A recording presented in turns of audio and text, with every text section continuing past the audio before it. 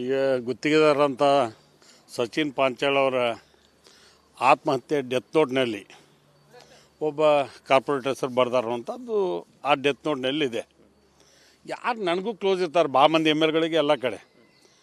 ಅದಕ್ಕೆ ನಾವೇ ಜವಾಬ್ದಾರಿ ಅನ್ನೋ ಥರ ಬಿ ಜೆ ಪಿಯವರು ವರ್ತನೆ ಮಾಡ್ತಾರೆ. ಬಿ ಜೆ ಪಿಯವ್ರಿಗೆ ಏನು ಕೆಟ್ಟ ಚಾಳಿ ಬಿದ್ದತ್ತಂದ್ರೆ ಸಣ್ಣ ವಿಷಯಕ್ಕೂ ರಾಜೀನಾಮೆ ಕೊಡಲಿ ಸಚಿವ ರಾಜೀನಾಮೆ ಕೊಡಲಿ ಅಂತ ತಿಳ್ಕೊಂಡು ಹೇಳಿ ಒಂದು ಪ್ರಾಕ್ಟೀಸ್ ಮಾಡ್ಕೊಂಬಿಟ್ರ.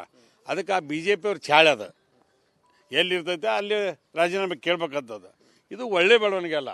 ಒಬ್ಬ ಒಳ್ಳೆಯ ಸಚಿವರಿದ್ದಂಥವ್ರು, ಗೌರವವಾಗಿದ್ದಂಥವ್ರು ಈ ನಮ್ಮ ಕೂಡ ರಾಜಕಾರಣಿಗಳು ಇವತ್ತು ಅವ್ರಿಗೂ ಬಿ ಜೆ ಪಿಯವ್ರು ಕೂಡ ಇರ್ತಾರೆ, ಅವ್ರು ನಮ್ಮ ಜೊತೆ ಇರ್ತಾರೆ. ಅವ್ರು ಏನಾದ್ರು ತಪ್ಪು ಮಾಡಿಬಿಟ್ರೆ ಆ ಸಂಬಂಧಪಟ್ಟಂಥ ಸಚಿವರು ಶಾಸಕರಾಗ್ತಾರೆ. ಎಟ್ಲೀಸ್ಟ್ ಒಂದು ವಿರೋಧ ಪಕ್ಷವಾಗಿ ಯಾವ ರೀತಿ ಏನು ಕೇಳ್ಬೇಕಂತಿಲ್ಲ, ಹೋಗೋದು ಪೊಲೀಸ್ ಸ್ಟೇಷನ್ ಮುಂದೆ ಪ್ರತಿಭಟನೆ ಮಾಡೋದು. ಯಾಕೆ ನಿಮ್ಗೇನು ಬೇರೆ ಉದ್ಯೋಗ ಇಲ್ಲಣ್ಣ? ಈ ಡೆವಲಪ್ಮೆಂಟ್ ಬಗ್ಗೆ ಏನು ಮಾಹಿತಿ ಕೊಡೋಕ್ಕಾಗಲ್ಲಣ್ಣ? ಹೀಗಾಗಿ ಈ ಸಲ ಬೆಳಗಾವಿ ಅಧಿವೇಶನ ಹಾಳು ಮಾಡಿಬಿಟ್ರು. ಕೊನೆಗೆ ಮುಖ್ಯಮಂತ್ರಿಗಳು ಇಡೀ ಕರ್ನಾಟಕದ ಬಗ್ಗೆ ಚರ್ಚೆ ಆದಾಗ, ಉತ್ತರ ಕರ್ನಾಟಕ ಬಗ್ಗೆ ಚರ್ಚೆ ಆದಾಗ ಯಾವುದು ಉತ್ತರಾಣ ಸಿಗಲೇ ಇಲ್ಲ ನಮಗೆ. ಇವರು ಬರೇ ಬಾಯ್ಕಾಟ್ ಮಾಡೋದು, ಇದನ್ನು ಮಾಡೋದು, ಇಂಥ ಕಲ್ಕೊಂಡ್ರೆ ಬಿ ಜೆ ಪಿಯವರು ಈ ಚಾಳಿ ಬಿಡಬೇಕಿದು ಒಳ್ಳೇದಲ್ಲ. ಅಲ್ರಿ, ಇವ್ರು ಬಿ ಜೆ ಪಿಯವ್ರ ಕೆಲಸ ಏನಿದೆ? ಬೇರೆ ಏನಾರ ಕೆಲಸ ಇದ್ದಕ್ಕೆ ಪ್ರಿಯಾಂಕ್ ಅವ್ರ ಮೇಲೆ ಏನಾರ ಒಂದು ಇಂಥ ಅಪಾದನೆ ಮಾಡ್ತಾ ನಾನು ಜವಾಬ್ದಾರಿ ತೊಗೋತೀನಿ. ಬೇಕಾದ್ರೆ ನನಗೆ ಅಂಥ ಯಾವ ಘಟನೆ ಇವತ್ತಿನವರೆಗೂ ನಡೆದಿಲ್ಲ. ನನಗೆ ಗೊತ್ತಿದ್ದ ಮಾಹಿತಿ ಪ್ರಕಾರ ಸುಳ್ಳು ಒಬ್ಬ ನಾಯಕರ ಮೇಲೆ ಈ ರೀತಿ ಹೇಳ್ತಕ್ಕಂಥದ್ದು ಒಳ್ಳೆ ಬೆಳವಣಿಗೆ ಅಲ್ಲ ಅಂತ ನಂದು. ಇವತ್ತು ಅವ್ರ ಮೇಲೆ ಅಪಾದ ಕೊಡೋಕೆ ಅವ್ರು ಇದನ್ನು ನಡೆದದ್ದಕ್ಕೆ ಇವ್ರಿಗೆ ಜವಾಬ್ದಾರಿ ಯಾಕೆ? ಈಗ ನಮ್ಮ ಕೂಡ 10 ಮಂದಿ ನಿಂತು ಫೋಟೋ ಹೊಡ್ಸ್ಕೋತಾರೆ ನಮ್ಮ ಬಾಜುನ. ಈ ಸೆಲ್ಫಿ ಬಂದ್ಬಿಟ್ಟವಲ್ಲ, ಎಲ್ಲಿ ಬೇಕಲ್ಲಿ ನಿಂತು ಸೆಲ್ಫಿ ಹೊಡ್ಕೋತಾರೆ. ಅಕಸ್ಮಾತ್ ಅವ್ನು ತಪ್ಪು ಮಾಡಿಬಿಟ್ರಂದ್ರೆ ಕೋನರೆಡ್ಡಿ ಅವ್ರು ಕೂಡಿದ್ದ, ಅವ್ರು ಕೂಡಿದ್ದ, ಇವ್ರು ಕೂಡಿದ್ದ ನಿಂಗೆ ಹೇಳ್ಕೊತ ಹೋದ್ರೆ ಏನು? ಅದಕ್ಕೆ ಅದು ಒಳ್ಳೆ ಬೆಳವಣಿಗೆ ಅಲ್ಲ. ಒಬ್ಬ ಬಿಜೆಪಿ ನೈತಿಕತೆ ಇದೆ ಅಂತ ಅವ್ರ ನೈತಿಕತೆ ಐತಿ ಇಲ್ಲ ನನಗೆ ಗೊತ್ತಿಲ್ಲ, ಆದರೆ ಚಾಳಿ ಮಾತ್ರ ಕೆಟ್ಟ ಬಿದ್ದೈತಿ. ಈಗ ಇಂಥ ಸುಳ್ಳು ಕೇಳೋದು, ರಾಜೀನಾಮೆ ಕೇಳೋದು, ಈ ಚಾಳಿ ಒಳ್ಳೇದಲ್ಲ ಅಂತ ನಂದು. ಹಿಂದೆ ಬಿಜೆಪಿ ಸರ್ಕಾರದ ಸಾಕಷ್ಟು ಆರೋಪವನ್ನು ಪ್ರಿಯಾಂಕ್ ಖರ್ಗೆ ಅವರು ಮಾಡ್ತಾ ಇದ್ರು ಬಿಜೆಪಿ ಮೇಲೆ, ಈಗೂ ಮಾಡ್ತಾರೆ. ಅದರ ಟಾರ್ಗೆಟ್ ಏನಾದ್ರು ಆಗಿದೆಯಾ ಅಥವಾ ಹೇಗೆ ಅಂತ? ಈಗ ನನಗೆ ಪ್ರಿಯಾಂಕ್ ಖರ್ಗೆ ಅವರು ಒಬ್ಬ ಸದ್ಯ ರಾಜಕಾರಣಿ. ಅವರು ಹೇಳ್ತಕ್ಕಂಥ ವಿಚಾರಗಳು ಒಂದು ಲೆಕ್ಕಕ್ಕಿರ್ತಾವೆ. ವಿರೋಧ ಪಕ್ಷವಾಗಿ ಟೀಕೆ ಮಾಡಬೇಕಾದಾಗ ನೀವು ಅವ್ರು ನಿಮ್ಮ ಟೀಕೆ ಮಾಡ್ತಾರಂತ ತಿಳ್ಕೊಂಡು ಹಿಂಗೆ ರಾಜೀನಾಮೆ ಕೇಳ್ತೀರಿ ನೀವು? ಯಾವಾಗಲೂ ಒಬ್ಬ ಒಳ್ಳೆ ಸಚಿವರು ಕೆಲಸ ಮಾಡ್ತಕ್ಕಂಥ ಸಂದರ್ಭದಲ್ಲಿ ನೀವು ಯಾವ ರೀತಿಯಾಗಿ ಅವ್ರು ರಾಜೀನಾಮೆ ಕೇಳುವಂಥದ್ದು ಏನು ಅವಶ್ಯಕತೆ ಐತಿ? ಇವತ್ತು ಅವ್ರು ತಪ್ಪು ಮಾಡಿದ್ರೆ ಕೇಳಿ, ತಪ್ಪು ಮಾಡಿಲ್ಲ ಅಂದ್ರೆ ಅವ್ರ ಹೆಸರು ತೊಗೊಂಡ್ರೆ ನೀವು ಅದನ್ನು ಮಾಡೋಕ್ಕೆ ಹೋದ್ರೆ ಹೆಂಗಾಗುತ್ತೆ? ಅದಕ್ಕೆ ಅದು ಅಂಥ ಒಳ್ಳೆ ಬೆಳವಣಿಗೆ ಅಲ್ಲ ಅಂತ ನಂದು. ನಾನು ರಾಜಕಾರಣ ನೋಡ್ಕೊಂಡು ಬಂದೀನಿ, 30 ವರ್ಷ ರಾಜಕಾರಣ ಮಾಡೀನಿ. ಈ ಥರ ವಿರೋಧ ಪಕ್ಷ ಕೆಲಸ ಮಾಡಿ ನಾನು ಜೀವನದಾಗ ನೋಡಿರಲಿಲ್ಲ. ಮೊದಲಿಗೆ ಏನಾಗ್ಬಿಟ್ಟದ್ದು, ದೊಡ್ಡ ಕಾಂಪಿಟೇಷನ್ ಅಂದ್ರೆ ಯತ್ನಾಳ್ ಸಾಹೇಬ್ರು ನಾನೇ ಪವರ್ಫುಲ್ ಲೀಡರ್ ಅಂತ ಹೋಗ್ತಾರೆ.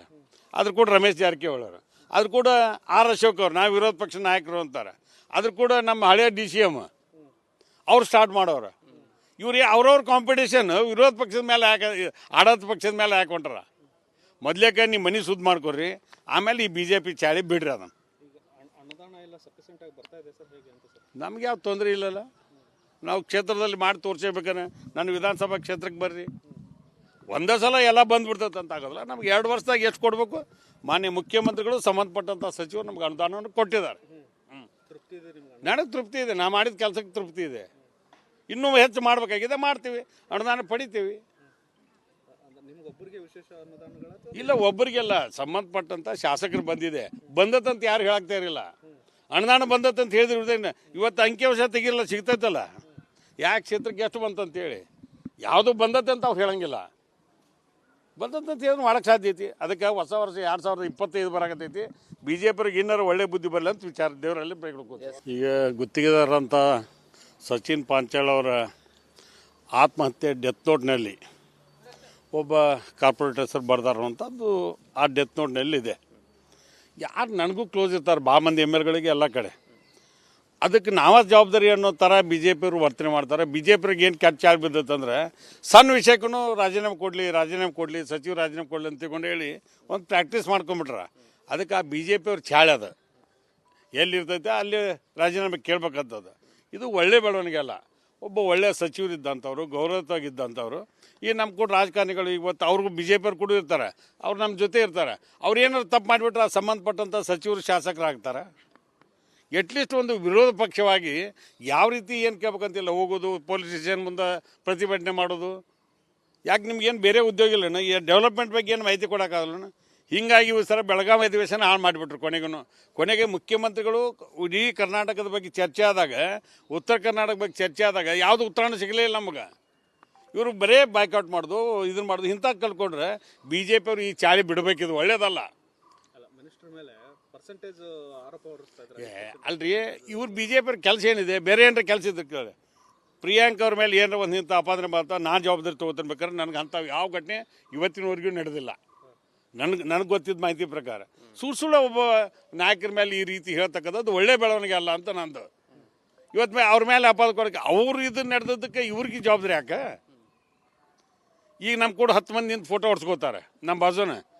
ಈ ಸೆಲ್ಫಿ ಬಂದ್ಬಿಟ್ಟಾವಲ್ಲ, ಎಲ್ಲಿ ಬೇಕಲ್ಲಿ ನಿಂತು ಸೆಲ್ಫಿ ಹೊಡ್ಕೋತಾರೆ. ಅಕಸ್ಮಾತ್ ಅವ್ನು ತಪ್ಪು ಮಾಡಿಬಿಟ್ರೆ ಅಂದರೆ ಕೋನ್ ರೆಡ್ಡಿ ಅವ್ರು ಕೊಡಿದ್ದ, ಅವ್ರು ಕೊಡಿದ್ದ, ಇವ್ರು ಕೊಡಿದ್ದ ನಿಂಗೆ ಹೇಳ್ಕೊತ ಹೋದ್ರೆ ಏನು? ಅದಕ್ಕೆ ಅದು ಒಳ್ಳೆ ಬೆಳವಣಿಗೆ ಅಲ್ಲ. ಒಬ್ಬ ಬಿಜೆಪಿ ಅವ್ರಿಗೆ ನೈತಿಕತೆ ಇದೆ ಅಂತ ಅನ್ಸುತ್ತೆ. ಅವ್ರ ನೈತಿಕತೆ ಐತಿ ಇಲ್ಲ ನನಗೆ ಗೊತ್ತಿಲ್ಲ, ಆದರೆ ಚಾಳೆ ಮಾತ್ರ ಕೆಟ್ಟ ಬಿದ್ದೈತಿ. ಈಗ ಇಂಥ ಸುಳ್ಳು ಕೇಳೋದು, ರಾಜೀನಾಮೆ ಕೇಳೋದು, ಈ ಚಾಳೆ ಒಳ್ಳೇದಲ್ಲ ಅಂತ ನಂದು. ಅಲ್ಲ, ಹಿಂದೆ ಬಿಜೆಪಿ ಸರ್ಕಾರದ ಸಾಕಷ್ಟು ಆರೋಪವನ್ನು ಪ್ರಿಯಾಂಕ್ ಖರ್ಗೆ ಅವರು ಮಾಡ್ತಾ ಇದ್ರು ಬಿಜೆಪಿ ಮೇಲೆ. ಈಗೂ ಮಾಡ್ತಾರೆ. ಅದ್ರ ಟಾರ್ಗೆಟ್ ಏನಾದ್ರು ಆಗಿದೆಯಾ ಅಥವಾ ಹೇಗೆ ಅಂತ ಸರ್? ಈಗ ನನಗೆ ಪ್ರಿಯಾಂಕ ಖರ್ಗೆ ಅವರು ಒಬ್ಬ ಸದ್ಯ ರಾಜಕಾರಣಿ. ಅವರು ಹೇಳ್ತಕ್ಕಂಥ ವಿಚಾರಗಳು ಒಂದು ಲೆಕ್ಕಕ್ಕಿರ್ತಾವೆ. ವಿರೋಧ ಪಕ್ಷವಾಗಿ ಟೀಕೆ ಮಾಡಬೇಕಾದಾಗ ನೀವು ಅವ್ರು ನಿಮ್ಮ ಟೀಕೆ ಮಾಡ್ತಾರಂತ ತಿಳ್ಕೊಂಡು ಹಿಂಗೆ ರಾಜೀನಾಮೆ ಕೇಳ್ತೀರಿ ನೀವು? ಯಾವಾಗಲೂ ಒಬ್ಬ ಒಳ್ಳೆ ಸಚಿವರು ಕೆಲಸ ಮಾಡ್ತಕ್ಕಂಥ ಸಂದರ್ಭದಲ್ಲಿ ನೀವು ಯಾವ ರೀತಿಯಾಗಿ ಅವ್ರು ರಾಜೀನಾಮೆ ಕೇಳುವಂಥದ್ದು ಏನು ಅವಶ್ಯಕತೆ ಐತಿ? ಇವತ್ತು ಅವ್ರು ತಪ್ಪು ಮಾಡಿದ್ರೆ ಕೇಳಿ, ತಪ್ಪು ಮಾಡಿಲ್ಲ ಅಂದ್ರೆ ಅವ್ರ ಹೆಸರು ತೊಗೊಂಡ್ರೆ ನೀವು ಅದನ್ನು ಮಾಡೋಕ್ಕೆ ಹೋದ್ರೆ ಹೆಂಗಾಗುತ್ತೆ? ಅದಕ್ಕೆ ಅದು ಅಂತ ಒಳ್ಳೆ ಬೆಳವಣಿಗೆ ಅಲ್ಲ ಅಂತ ನಂದು. ನಾನು ರಾಜಕಾರಣ ನೋಡ್ಕೊಂಡು ಬಂದೀನಿ, 30 ವರ್ಷ ರಾಜಕಾರಣ ಮಾಡೀನಿ. ಈ ಥರ ವಿರೋಧ ಪಕ್ಷ ಕೆಲಸ ಮಾಡಿದ್ದು ನಾನು ಜೀವನದಾಗ ನೋಡಿರಲಿಲ್ಲ. ಮೊದಲಿಗೆ ಏನಾಗ್ಬಿಟ್ಟದ್ದು, ದೊಡ್ಡ ಕಾಂಪಿಟೇಷನ್ ಅಂದ್ರೆ ಯತ್ನಾಳ್ ಸಾಹೇಬ್ರು ನಾನ ಪವರ್ಫುಲ್ ಲೀಡರ್ ಅಂತ ಹೋಗ್ತಾರೆ. ಅದ್ರ ಕೂಡ ರಮೇಶ್ ಜಾರಕಿಹೊಳಿ ಅವರು, ಅದ್ರ ಕೂಡ ಆರ್ ಅಶೋಕ್ ಅವ್ರು ನಾವು ವಿರೋಧ ಪಕ್ಷ ನಾಯಕರು ಅಂತಾರೆ.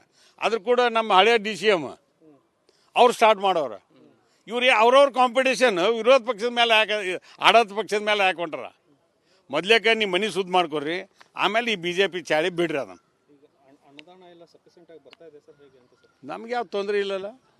ನಾವು ಕ್ಷೇತ್ರದಲ್ಲಿ ಮಾಡಿ ತೋರಿಸ್ಬೇಕಾರೆ ನಾನು ವಿಧಾನಸಭಾ ಕ್ಷೇತ್ರಕ್ಕೆ ಬರ್ರಿ, ಒಂದೇ ಸಲ ಎಲ್ಲ ಬಂದ್ಬಿಡ್ತೈತೆ ಅಂತ ಆಗೋದಿಲ್ಲ. ನಮ್ಗೆ 2 ವರ್ಷದಾಗ ಎಷ್ಟು ಕೊಡಬೇಕು, ಮಾನ್ಯ ಮುಖ್ಯಮಂತ್ರಿಗಳು ಸಂಬಂಧಪಟ್ಟಂಥ ಸಚಿವರು ನಮ್ಗೆ ಅನುದಾನವನ್ನು ಕೊಟ್ಟಿದ್ದಾರೆ. ತೃಪ್ತಿ ಇದೆ ನಿಮ್ಗೆ? ನನಗೆ ತೃಪ್ತಿ ಇದೆ, ನಾ ಮಾಡಿದ ಕೆಲಸಕ್ಕೆ ತೃಪ್ತಿ ಇದೆ. ಇನ್ನೂ ಹೆಚ್ಚು ಮಾಡಬೇಕಾಗಿದೆ, ಮಾಡ್ತೀವಿ, ಅನುದಾನ ಪಡಿತೀವಿ. ನಿಮ್ಗೊಬ್ಬರಿಗೆ ವಿಶೇಷ ಅನುದಾನಗಳ? ಇಲ್ಲ, ಒಬ್ಬರಿಗೆಲ್ಲ ಸಂಬಂಧಪಟ್ಟಂಥ ಶಾಸಕರು ಬಂದತ್ತಂತ ಯಾರು ಹೇಳಾಗ್ತಾ ಇರಲಿಲ್ಲ. ಅನುದಾನ ಬಂದತ್ತಂತ ಹೇಳಿದ್ರೆ ಇವತ್ತು ಅಂಕಿಅಂಶ ತೆಗಿರಲ್ಲ, ಸಿಗ್ತೈತಲ್ಲ ಯಾಕೆ ಕ್ಷೇತ್ರಕ್ಕೆ ಎಷ್ಟು ಬಂತಂತೇಳಿ. ಯಾವುದು ಬಂದತ್ತಂತ ಅವ್ರು ಹೇಳಂಗಿಲ್ಲ. ಬಂದಂತ ಹೇಳಿದ್ರೆ ಮಾಡೋಕ್ಕೆ ಸಾಧ್ಯ ಐತಿ. ಅದಕ್ಕೆ ಹೊಸ ವರ್ಷ 2025 ಬರಾಕತ್ತೈತಿ. BJP ಅವ್ರಿಗೆ ಇನ್ನೂ ಒಳ್ಳೆ ಬುದ್ಧಿ ಬರಲಿ ಅಂತ ವಿಚಾರ ದೇವರಲ್ಲಿ ಬೇಡ್ಕೋತೀವಿ.